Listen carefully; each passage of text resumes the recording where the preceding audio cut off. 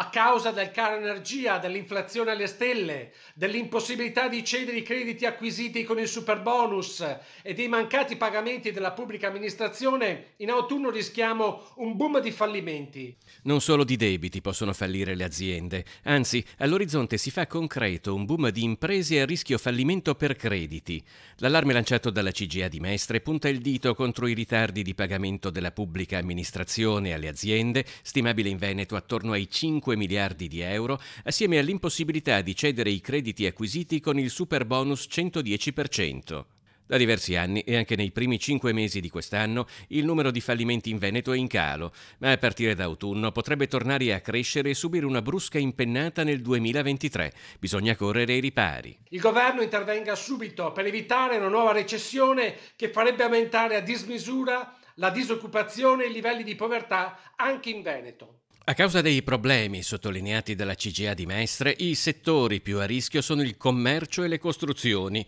ma autunno diventa una data cruciale anche perché, come avviene in tutte le recessioni, gli effetti possono manifestarsi a distanza di tempo e nel nostro caso si devono ancora fare i conti non solo con le difficoltà causate dal Covid nel biennio 2020-2021, ma anche con gli effetti negativi riconducibili alla guerra in Ucraina, scoppiata verso la fine di febbraio.